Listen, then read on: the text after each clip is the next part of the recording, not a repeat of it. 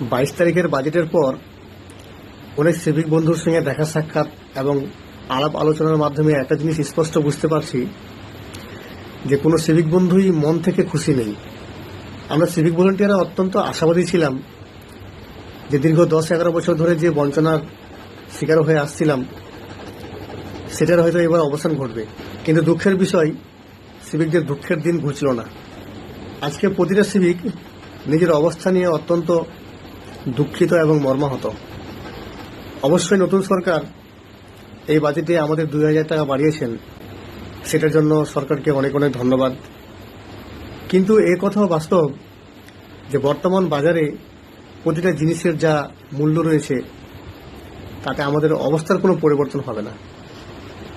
অতএব মাননীয় মুখ্যমন্ত্রীর কাছে বিনম্র অনুরোধ, আমাদের যে মাইনেটা বৃদ্ধি করা হয়েছে সেটার পুনর্বিবেচনা করে ঝাড়াই বাছাইয়ের আগে অন্তত আমাদের 15,000 করে দেওয়ার জন্য অনুরোধ রইল।